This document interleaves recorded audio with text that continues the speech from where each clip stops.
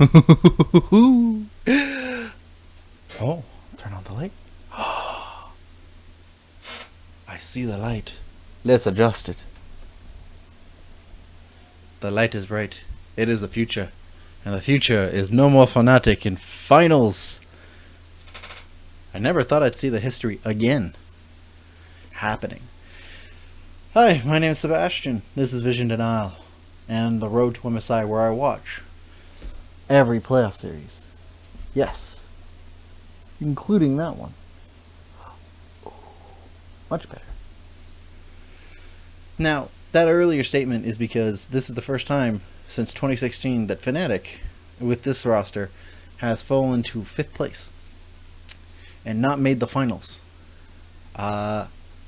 Which, to me, who's been watching professional League of Legends for a long time, and by long time I mean at least 2013,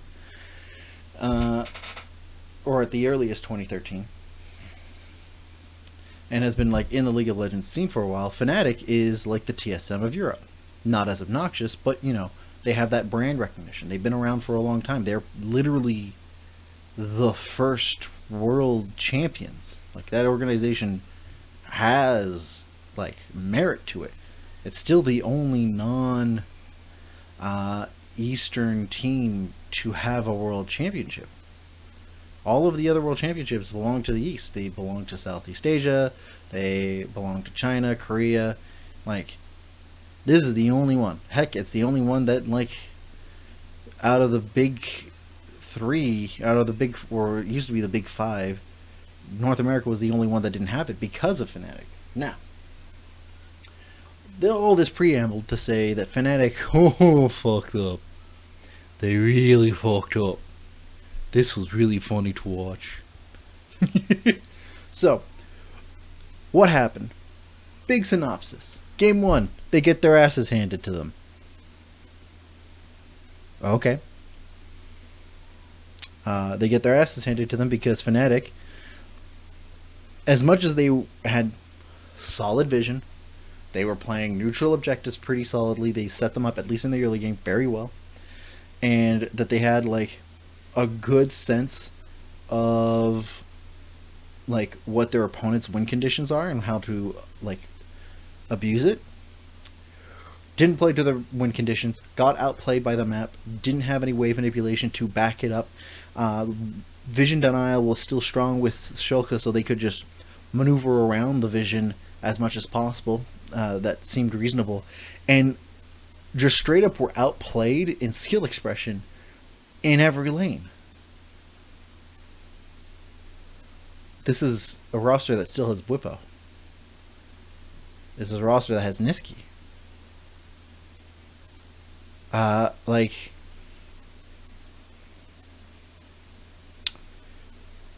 so then what happens in the next game? Well, the next game, Fnatic play a different composition. Great, they adapted, but then they were like, Schalke, please play the same composition again. Now, I don't like repeats because it shows that you're not adapting, but I also mentioned in a previous video that if you're going to repeat, it's because the enemy team didn't adapt, right? The losing team is the team that has the onus to force something to adapt. And they did. Fnatic adapted. How did Fnatic adapt? They picked Lee Sin in a meta that Lee Sin is garbage in. Now, I don't think Lee Sin is the only problem with it, because the thing that I think is super weird is that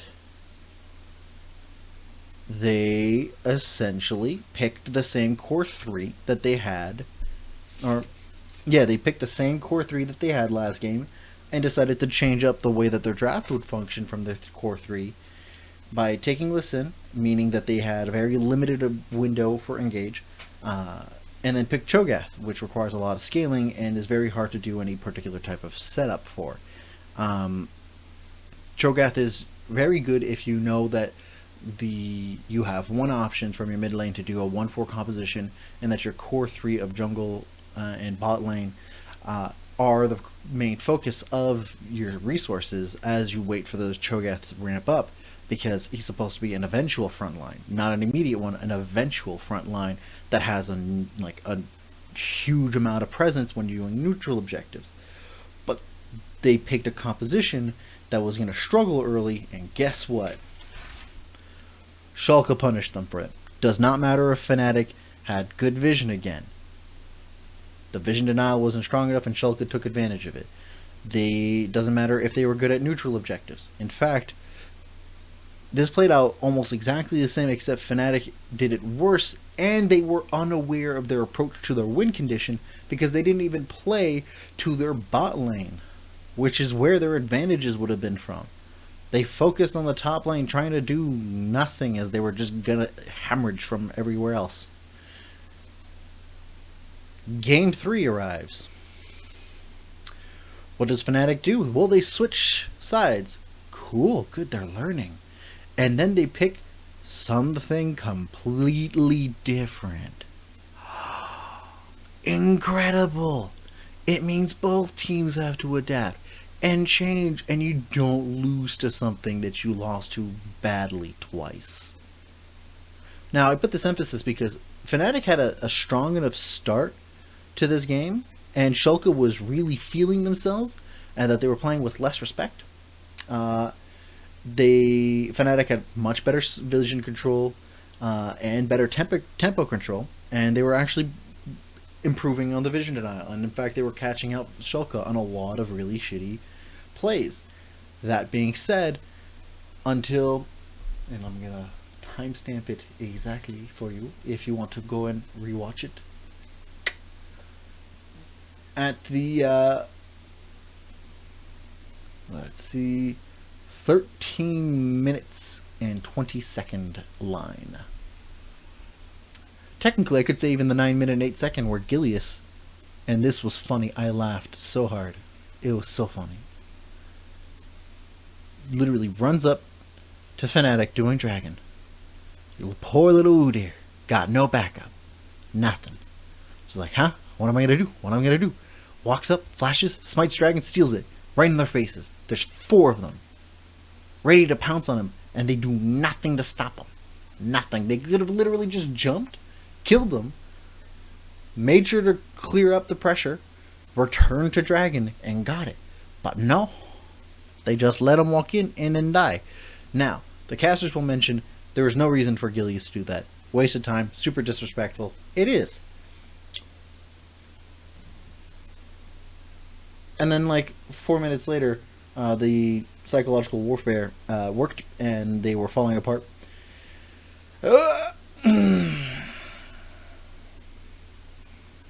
What's the lesson? Well, Schalke is going to be playing against Rogue in 2 days. 2 days from the playoff series. I'm pretty sure this is already played out, and the results are known. I don't know the results. I'm still watching them in order, and the April 3rd day has 9 playoff series that play. And this is the first one. So, yes, I am 4 days late. Don't mind me here.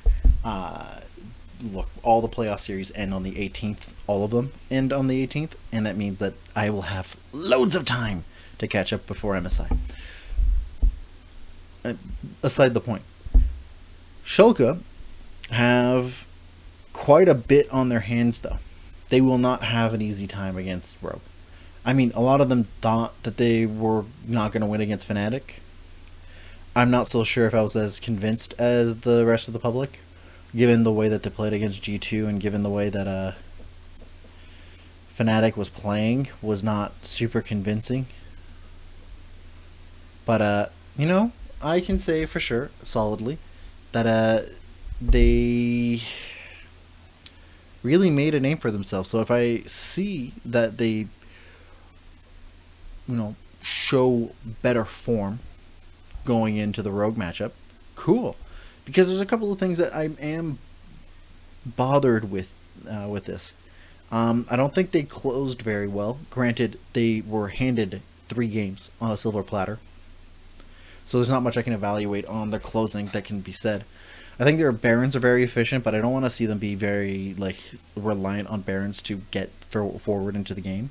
I appreciate that they had good map rotations and good wave manipulations to allow them to approach different objectives, and that they weren't always contesting Fnatic for every objective. Sometimes you're allowed to give them up if you know that you can get better results, gold, pressure, tempo-wise, or map control-wise, on the other side of the map. You don't even need to like have a direct, like at the same time answer. Sometimes you can just prepare for a better answer because they won't have the time to do so. So, you know, what else? I would like to see Schalke flex a little bit more. And by that I mean like in drafting. Because they picked the same thing twice in Game 1 and Game 2. And I know that like the onus is on Fnatic, who lost. But I think the winners who know if their opponents are going to do the same thing again should be more flexible with it. Now, the whole grand strategy is don't show what you got way early into the tournament. Problem is, if you had lost Game 2, how does that play out? Now, this is a lot of hearsay, what could go on after all these things, blah, blah, blah, blah, blah, blah, blah. I get it. The point is still, like, what do you rather have? Personally, I would rather a team have prepared for every given situation and takes their best moves all the way through and doesn't have just like a small shared set of secrets and then just like never shows them until it's way too late. You want to show them early so that people have to prepare for way more stuff. Gilius, good job. Maybe rein it in a little bit with the disrespect. You were fun to watch though. Abadage, cool. I think your hype is a little too hyped, but you know, cool. You were good. I don't know what Europe is hyped about with you. I mean, I guess I kind of know, but I don't know. Good job, Neon. This is the best I've seen you play. Good. I mean, like, round of applause all around, Schalke. You, like, overperformed. You performed better than I thought you would. I mean, like, I knew you'd probably win, but I didn't think... Did I know you were going to win? I knew you were going to be close, but I didn't think, like, you would perform this much better than Fnatic. Fnatic, you dropped the ball. For an organization with such a history, you really dropped it. Oops. Anywho, you guys let me know what you think in the comments. Leave a like and subscribe if you enjoyed this video. My name, you know.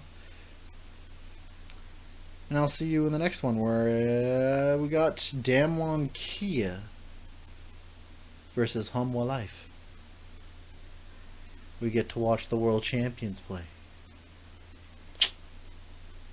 Have a good one, guys.